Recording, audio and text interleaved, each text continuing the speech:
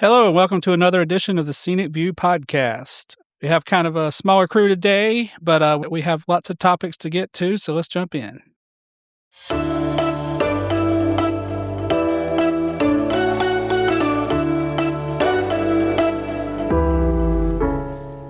I'm Jonathan Owens, Communications Director here at SEANC, alongside Artis Watkins, the Executive Director of SEANC, and Sammy Klein, the podcast producer. Absent today is Suzanne Beasley. I guess I said we had a skeleton crew, but we're just missing one person. So we're missing a big chunk of her heart. Yeah, But I like how you take roll, John. Yeah. Missing today.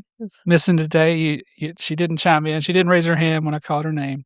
So this episode is going to be a little different. We're going to have a Charles Johnson, who was president of SEANC in the early 2010s, I guess. Do we call it that decade? Yeah, I'm not sure what you call it. But I will say mid-2000s so far. So Charles is my favorite president because he was my first president. Oh. So I will get into that with him a little bit. I enjoy talking to Charles always. And before that, let's talk a little bit about the election and what's going on with it. Primaries coming up March 3rd. Early voting has already started, and I've noticed, and you have too, Artis, that it looks like turnout is pretty high this year already. Yeah, it's kind of mind-blowing, actually. I saw on Twitter that as of Saturday, 26% of the people who have early voted did not vote in the 2024 primaries. That's a huge difference. Yeah. According to Jerry Cohen, who is the resident turnout expert on Twitter for North Carolina, he was at the legislature for a long time, right? Well, he is the encyclopedia of all things legislative. And he's a SEANC member, I think. He's a good guy. Yeah. He says 5 hours ago that 419,800 people have already voted in North Carolina for the primary. And that's up 17% from the same time in 2022, which was the last midterm. So what is driving that? Because I know we have some really intense primaries out there, but like I said, I don't even think I have a primary. Yeah, I mean, I think November, we would all expect turnout to be massive. Midterms can be really contentious, and depending on who the president is and what's going on in the world. So we saw that with most presidents, that in the midterm, the public really wanted to make a statement. I don't think we'll see anything much different in November. So we would expect that. But for the primaries, this is unique. I think there's a lot of interesting primaries this year, though. Some, the parties, each party seems to think there's folks in their primary that are really not real Republicans or real Democrats. Yeah. And I think that's fascinating. So how do you win if you're not in a primary? That's the big question.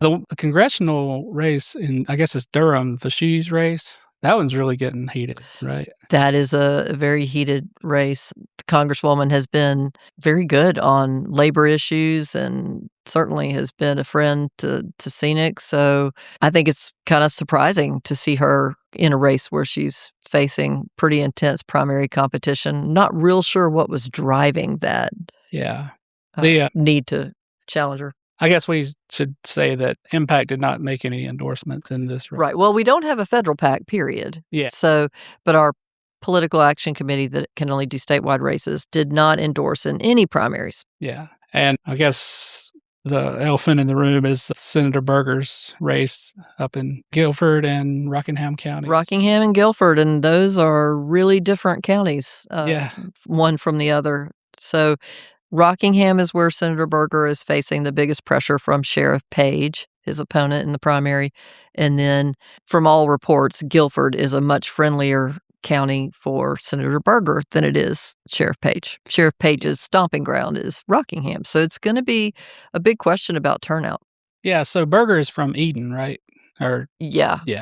Okay, so that's interesting that they're both from Rockingham. The part of Guilford must be pretty small to not control that race. Well, and you got to figure more likely to have more of the business community that would probably have a deeper relationship with somebody who's been in power for many years. Yeah. So we'll all be waiting. I think everyone will be watching that race.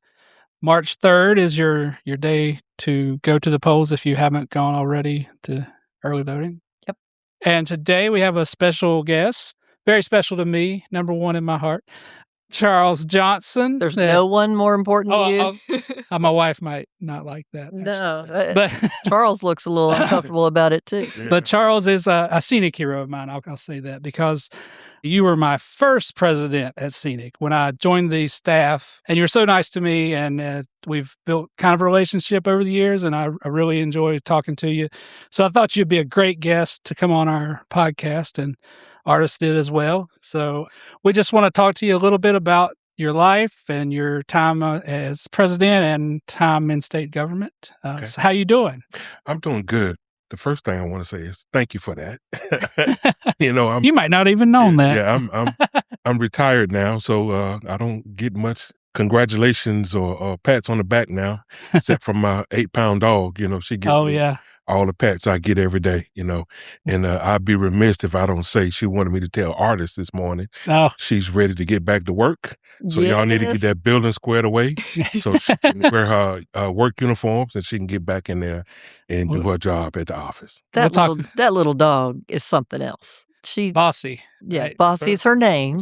So I do want to ask, so Brenda acts like that's her dog. Is that your dog now? Initially, I fought the idea of a dog for 2 years.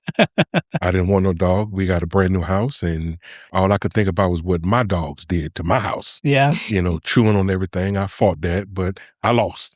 And then eventually the dog adopted me.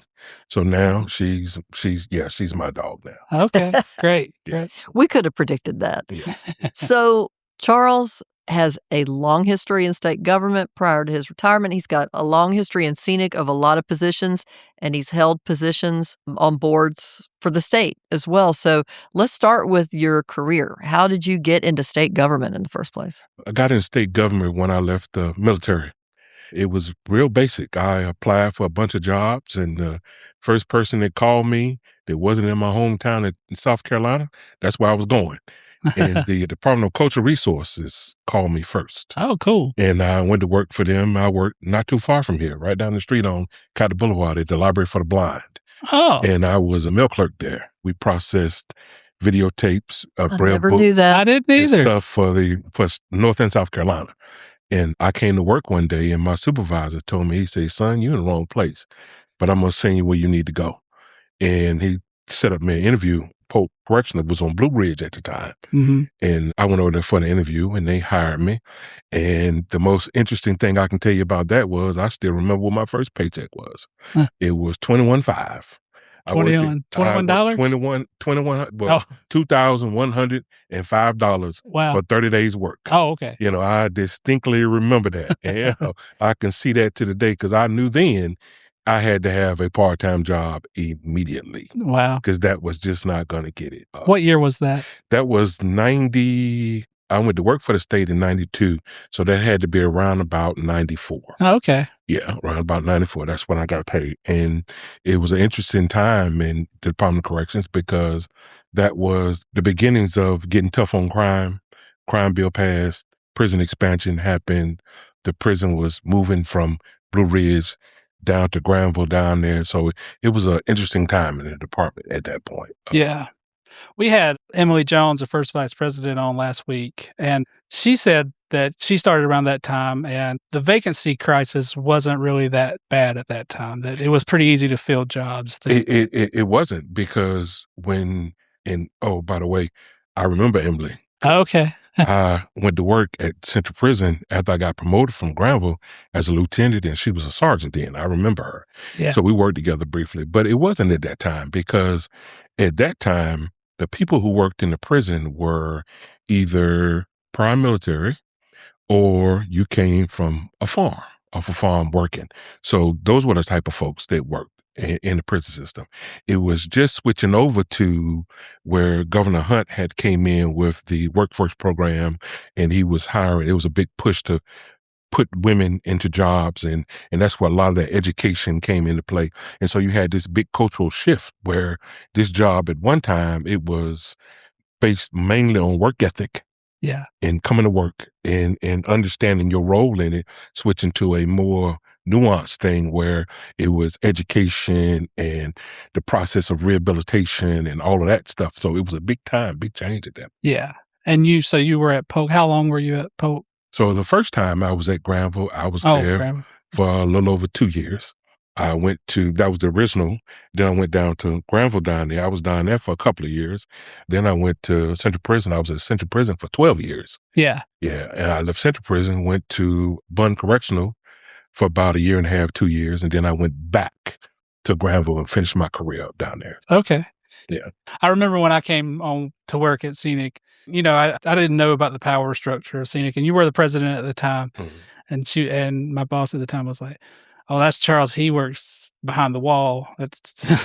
So I was very intimidated by you at some point. I can tell you that working behind the wall prepared me for my job with SEANC. Okay. And then SEANC, as the president, prepared me for my job as Associate Warden at Granville Correctional. So Monday morning lineup at Central Prison, at that time, you may have had 125 correction officers. And if you, for 15 minutes, everybody's hanging off your words that you say. Yeah. You're setting the tone for the day. You're telling people what they need to do.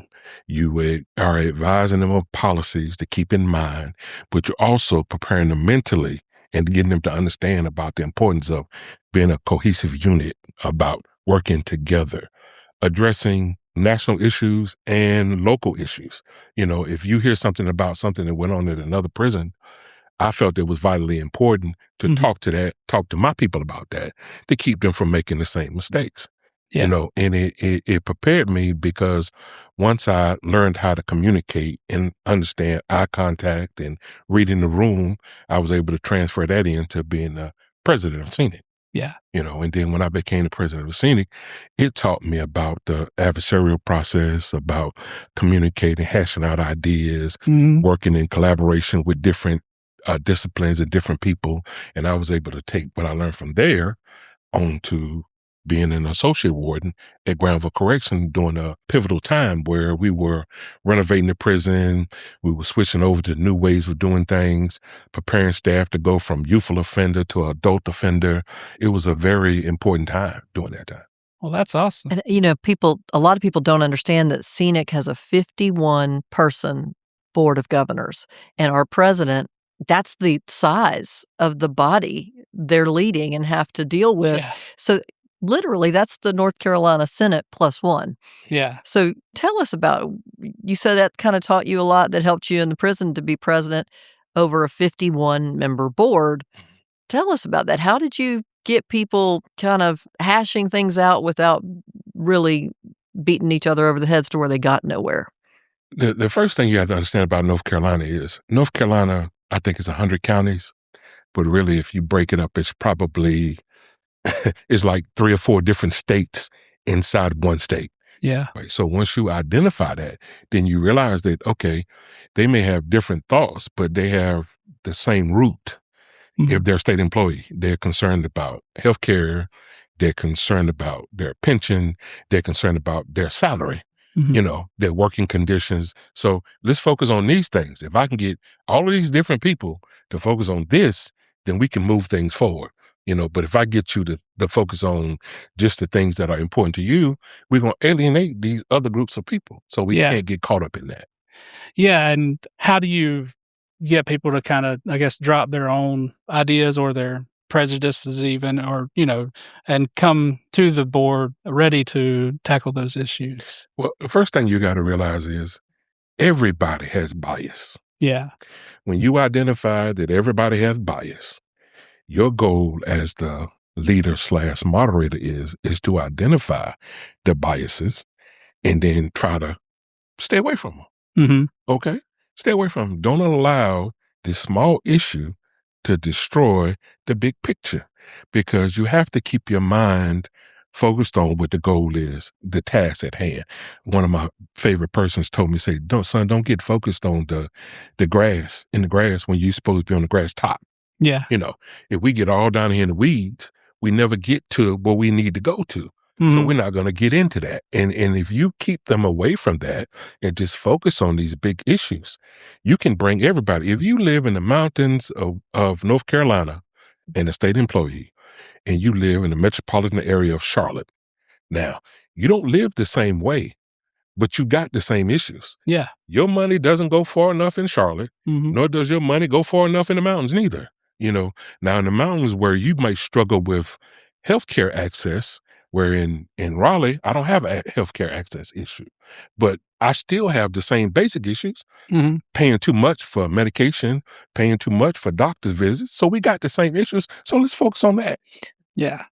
I think that's interesting because something that a lot of Gen Zs are taught is to focus more on your implicit biases, which I think is crazy. Why are we focusing on the differences rather than everyone's similarities? Because I had to go through multiple implicit bias trainings throughout college that are just trainings of recognizing your underlying biases in comparison to other people and recognizing how to unlearn those things.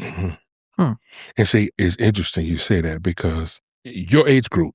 So I'm a prison manager. Now, I was trained by baby boomers. Come to work on time, keep your mouth closed, do what you're told. That's not going to work with you. It doesn't work with your generation. Okay. It doesn't work with my daughter's generation. In order to reach you, I have got to listen and I have got to understand where you come from. And because I have a one way of training, I can't devalue you or not validate what you're saying. What you're saying may be Chinese to me.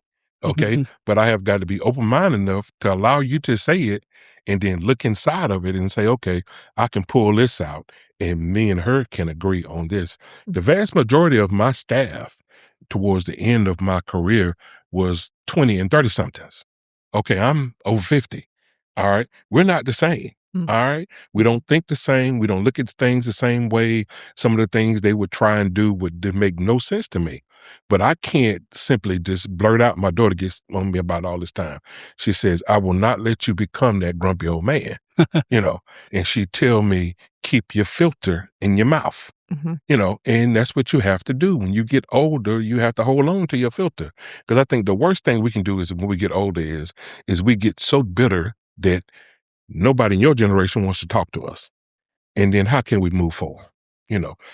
Which leads to the question, I think state government is like everything else. It's having trouble making sure the workplace stays diverse and not having enough young people wanting to choose public service because they don't have much reason. Right. The salaries aren't there. The health care's getting diminished. And the retirement benefits, they're not the same either. They used to get, when you went to work, you got health care once you retired. They've taken that away. So somebody coming in at Sammy's age wouldn't have that on the table. Right. So what do you think the state needs to do to get those younger folks back in? The state has to figure out a way to reach them, one. And when I say reach them, speak to them in the language that they understand. Okay, whatever the median is. So we're doing a podcast right here. If you would have told me 15 years ago that I would be doing a podcast about SEANC, I would have told you, for what? Because nobody listens to that. But if we're going to meet Sammy's people, then we've got to do things like this because that's what they are. They don't read the newspaper. They don't do that. That doesn't relate to them. So if we want to relate to them, we have to reach them. And then the biggest thing, now that I can express my opinion, I don't work for the state anymore, is Go for it. State government has to place value in the new employee. They can't simply look at them as a resource that we can discard because the services that state employees provide run the state of North Carolina. There would be no roads, no schools, no hospitals, no ferries at the pier, no museums downtown for the children. There would be none of that without state employees. So let's talk about that. You ran a prison. Yes. So now we know people come into prisons to work and it's pretty much they're out. They leave within a year usually. Having run a prison, how much does that cost the state? Millions. So it got to the point when I was a state employee, my supervisor, I'll never forget it. I came in, he slid a packet over towards me. He said, listen, that's SEANC. You need to fill that out. That's a supplemental health insurance. You need to fill that out. You need to give to this. Don't worry about this. This is the things, and you need to carry this for your 30 years because your goal should be to retire. All right. That's what they told me. Now, fast forward, I'm a manager. I'm conducting interviews. I'm trying to get staff in. I'm telling them, give me 18 months. Because I knew realistically they were not going to stay. It would take me 15 interviews for employees to find one employee that would stick. So that's 15 employees that we uniformed, that we hired, that we sent to school, that we trained, that went out the door to get one. Wow. And that you can't because they can go work for the sheriff for the detention centers locally and make a lot more. The biggest thing that Granville faced was losing them to the federal prison system. Gotcha. It got so bad that and this is interesting now because it comes full circle as they talk about how these ICE agents who haven't had a background check are working as employees. Because I know that it takes 6 months to a year to do a background check on a federal employee. And they used to do it in person where they would come and see you, but they would take to so many of our employees that they just called me on the phone. Because they knew me by the first name, and I knew the investigator. And he would call me and ask me about this person, that person, whatever. And what I would tell these people who I asked for 18 months from, I would told them, if you give me 18 good months of service, I'll give you a review that's better than sliced bread. I won't say nothing bad about you. I'll be glad to let you go on with your life. You just give me these 18 months. Now, ideally, you would want 36 months out of it. Yeah. You want about 3 years out of it. But I knew I was not going to get 3 years. So my goal was to get 18 months because I knew if I kept them for a year and a half and I got them involved and I got them close to getting promoted and I got them used to living off one paycheck a month and I get them to settle their life down to understand around it, I may have a chance at holding on to them. So you think there's a problem with the state being a training ground, or you think that just kind of works? That is a huge problem because we're giving away money. Yeah, we are giving away money. We're giving away millions of dollars every year. And it's just not the problem. I can't remember the figure, but it costs an awful lot to get an officer trained. Yes. I can't quote it to you now, but I can tell you that between the money it costs between training them and dressing them, because you got to give them uniforms, you got to order boots. Nowadays, you got the safety package. They need a vest. They need all of these things. And just about the time I get all of this set in and I get this officer trained to where they learn to wear their uniform properly and to come to work on time, they're going out the door. Out the door, and it's a cycle, I would hate to imagine what it takes or what's going on. I can't tell you directly, but I know there's no way that Central Prison is outfitting 125 correctional officers every Monday morning anymore. But they got the same mission. Yeah. They got the exact same mission. And probably more I'm sure they're not. I know Granville is not having 35 to 45 officers show up every day for a shift.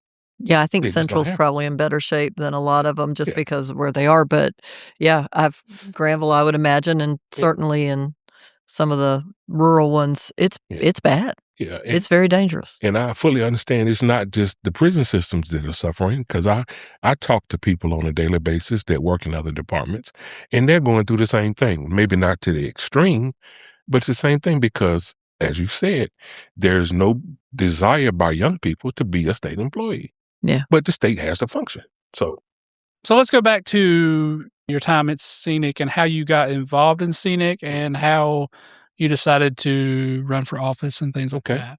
So I got involved with SEANC because my supervisor told me to. And that's how most people from my generation, that's how they got involved. Right. It was either your supervisor or it was somebody in the personnel office that told you when you got your hiring package. Which, of course, had to end a long time ago because that was, not cool. Yeah, but that's the way it was. Yeah. And the way I became an officer, it was kind of comical, as a lot of people probably did this too. I got convinced to be an officer by going to an annual meeting. Yeah. So they told me, hey, come on, go with us. We're going to eat some chicken and some barbecue. Oh, well, you got me right there, but free food. I'm over there. I got a plate full of chicken and barbecue, and the guy beside me says, "I nominate Charles Johnson to be the district chair." And I'm sitting there, I'm holding this chicken wing in my hand, and I'm thinking, to do what? He said, "Oh, don't worry about it. We'll tell you what you need to do." And that's how I became a district chair. So I didn't get an understanding until I came to the first board meeting. Mm-hmm. And that's where, the light switched on when I came to the board meeting. I said, oh, this is really like government. Yeah. They're sitting in here. They're professional. There's rules to this, and you have to do certain things or whatever. Yeah, you probably never heard of Robert's Rules of Order. I had no idea of what this was, and it launched my lifelong passion of politics. I didn't really like politics at that point, but I started liking it once I got involved with it, once I learned how to lobby. I'm just a little country boy from South Carolina, but I've been to Congress. Yeah. For SEANC. I've lobbied congressmen, senators, I've been to the legislature on Jones Street. SEANC put me there. The governor's office. I've been to the governor's office. I've served on 3 statewide committees. I was on the one that covered the pension study commission, a retirement study commission. I served on the insurance board, trustees for the state of North Carolina. Health plan. Health plan. And then I also served on the commission that are certified law enforcement. And I think that one was probably the second most gratifying. The most gratifying was the health board, health insurance. And the reason it was is because I got an opportunity to learn how big the state health plan is. You upset the apple cart. I turned it all the way over.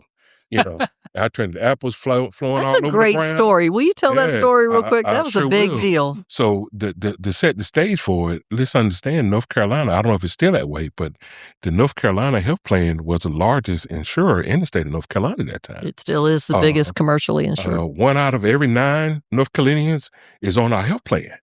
So that's a huge pot of money. And at the time, our health plan was constantly going up. When I first became a state employee, they gave you a booklet each year, and you had all of these choices from all these different health plans. Everything from WellPlath to Blue Cross and Blue Shield. You could choose one of these to be yours. Well, eventually, it went down to 1, right? And then when it became that, every year, every 2 years, the health plan kept going up. So somebody in their infinite wisdom decided to put my name on a piece of paper and got me on that board. I got in there and got educated on what was going on. It was. Was it you, Artis? And realized that nobody on this board was truly representing state employees. You got doctors from the health plan, you got politicians here, you got people from all of these different walks of life, and they got all these alphabets behind their name. But the little average Joe that works for the state that's playing and driving this big monster, there's nobody talking for them, And they had people from the retirement system who had retired state employees, but they wasn't talking for the working person. And I kept watching and watching. They kept raising these rates. And then I asked the one question one day. I said, so when I first started this, you told me it's a 3-legged stool. It's the taxpayers are on one side of the stool, the employees on the other side of the stool, and then it's got the hospital system, right? And all 3 of us work together to provide this health insurance. And the only person that seems to be paying more is the employee. How's that? They still use that analogy. Yeah. How is that? And so they come this big, huge rate hike that they want to do. Well, they wanted to get rid of the spousal coverage. No spousal coverage. No spousal coverage at all. That would have been a massive blow to me. Right. And then they want to jack the rate up extremely high. And so we wasn't going for that. As an organization, SEANC went around the state, let people know, and gave them an email to send their ideas and their thoughts on this. So I show up at the next meeting, and I got a stack of emails this high. From people who are funding this thing, right? And I sat there waiting patiently for my opportunity to speak, and I let them know that, the thousands and thousands of state employees that this is supposed to be for do not agree with what you're doing. Yeah. We got a problem with this, and it's not right that you're balancing this on our backs. There needs to be input from the other 2 legs on the stool. And that time I was on the board, we didn't have a rate increase that entire time because I was not going to stand there and just watch you jack these rates up and pull money out of my pocket and not improve my services, not make it better, and somehow tell me that there was nothing you could do about it. Yeah. When I know you could do better.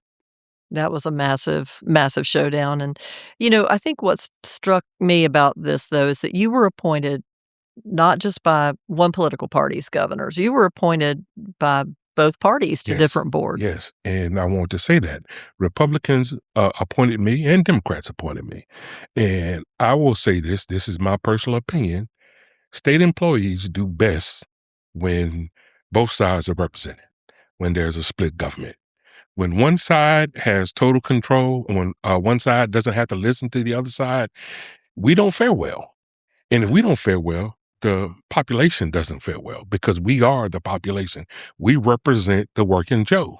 Yeah. And that doesn't work out well. So when that occurred, when I finally got that lights went off in my head, that's when I made the personal choice to become an independent. I vote for Republicans and Democrats. I vote for my issues. Mm-hmm. You know, if you're talking about pension, if you're talking about health care, and now at retirement age, you're talking about taxes, then you're talking to me.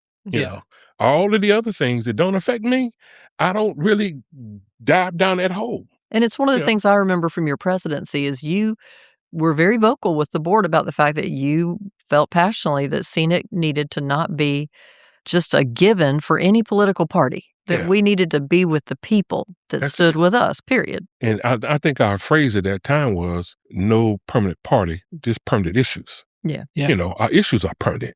You know, the issues that I got at 55 years old are the same issues that Sam's going to have when she gets 55. Mm-hmm. You know, it's going to be the issues she got now may not be the exact ones I had, but they're similar. Yeah. They're similar because she's a working person. Yeah, definitely. So it is Black History Month, and we asked this of Emily last week as well, but is there someone from your career or from your service in SEANC that kind of mentored you or helped you along that you'd like to recognize? I got a couple of people. The first thing I'll say is I remember the first time I walked in the SEANC office, and inside the SEANC office is a poster on the wall of a convention. And when you look at that poster, there's nothing but white people there. Yeah. And it was 99% men. Yeah, it was You know, and that was state government at the time, you know. But the time that I was coming along, state government was changing. It was becoming more Black people were involved, especially more females. It was a large number of women that were coming involved. My first female supervisor when I came to the prison, can you imagine that? The first female supervisor I had was in the prison because when I was in the military, the unit I was in didn't have any women in it. Yeah. At that time. So my first supervisor was a Black female, Claudia Sherrard. She was my supervisor. And she supervised me and got me started in the game. So she was Black and she was a woman. Yeah. You know, I learned the things. I think the most influential leader in SEANC to me, I'll probably say would have been Linda Sutton, because she told me, she was the first person that told me that you can be president. She said that to me at the time because I was trying to figure out, was this something I really wanted to do, you know? And when I looked at her and I said, okay, I'm going to try this. And I'm glad I did because it influenced my life. And I tried to be a good representative of what I thought a state employee and a leader should be. You know, I wanted to be somebody that years from now they can say when they walk in the SEANC office, they see my picture, oh, that guy was a good president. Yeah. That meant something to me. And I want to say we did some things that we wanted to do. We didn't do everything we wanted to do. And we did some things that had never been done before, you know, and it was a good time. State government was expanding, and as state government expanded, SEANC expanded. You know, and so we took advantage of that to try to push some things forward and put some people in play. Your current president, Wendell Powell, me and him were at a convention in Puerto Rico. And that's when I think at that time, I was regional rep. Wendell was district chair.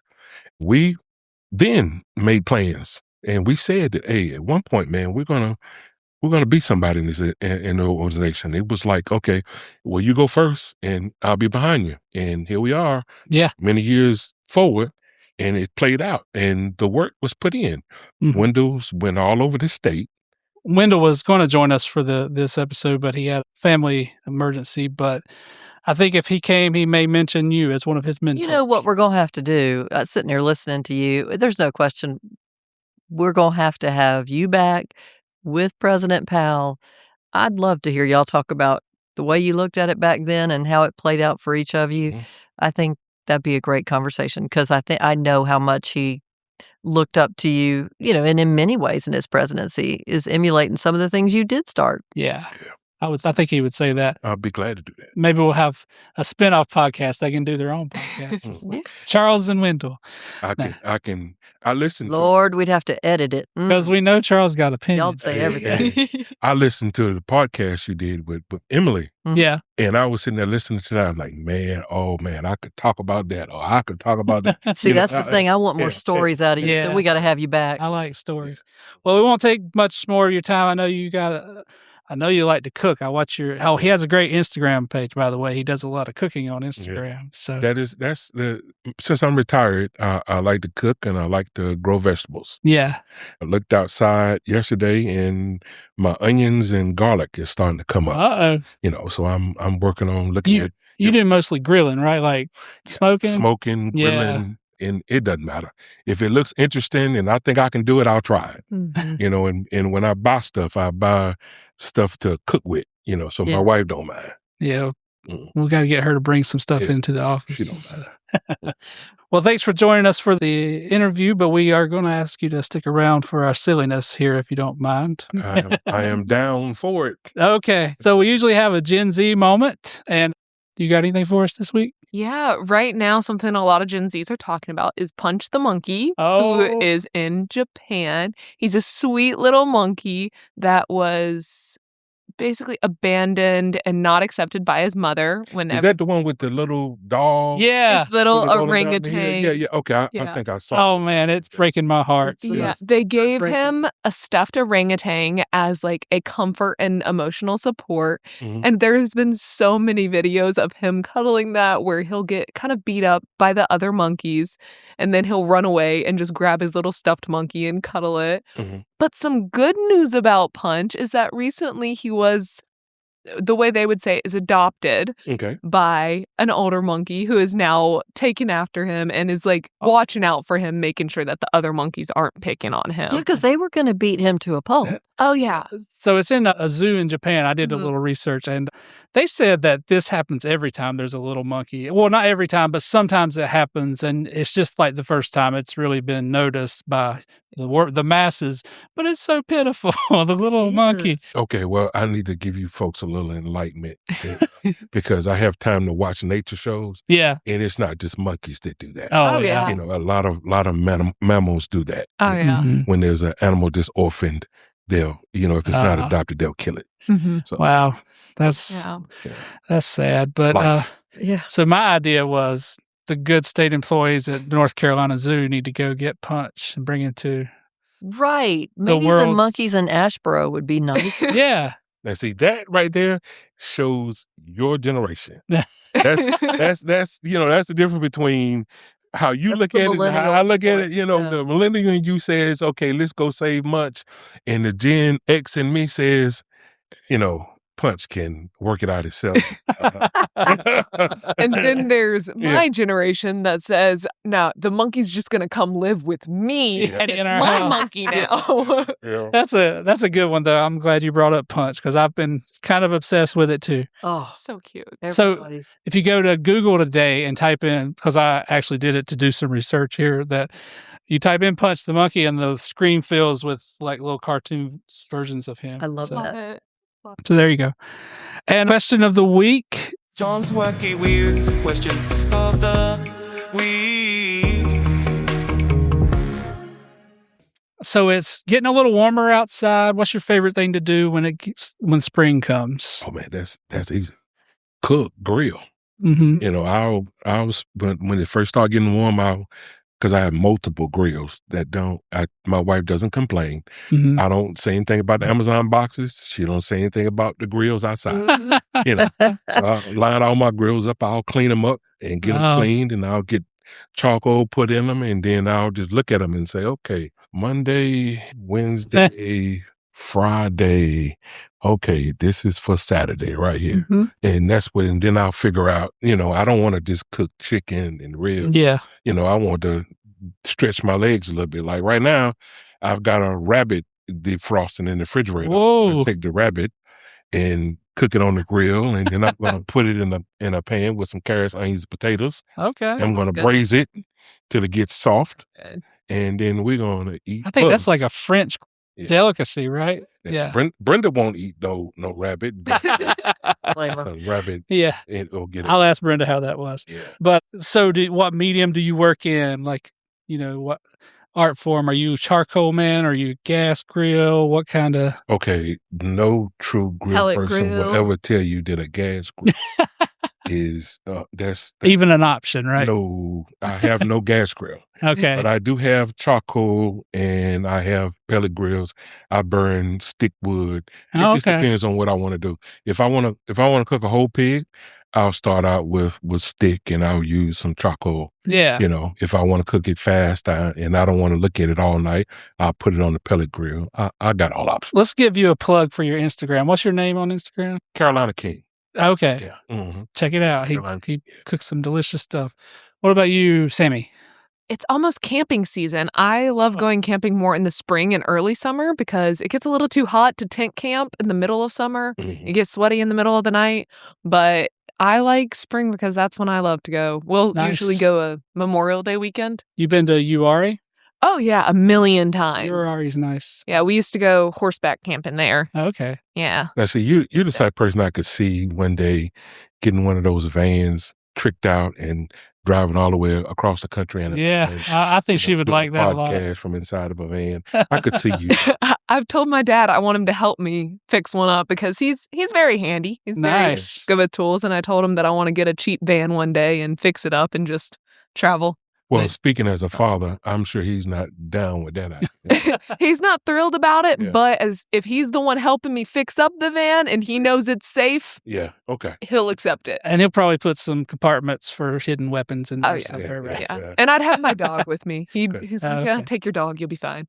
Okay. What about you, artists? It's always fishing. Oh, it's nice. We're crawling up into the striper and then go looking for, late March, go looking for the drum or the trout that might be in those holes, those warmer holes in the rivers. But leading up to that first week in May, when the fish are running, the blues and the drum are running out on the Outer Banks. When is the Big Rock tournament down there? I don't know. I don't know. Oh, okay. You don't do that kind of fishing? No, okay. That's money. I know Michael Jordan goes to that one. So. Yeah. I always wanted to go. Is it? Me and Michael Jordan aren't really fishing together. I wish. That would be great. I never realized how many difference it is in fishing. Like I got a friend of mine that all he does is bass fish.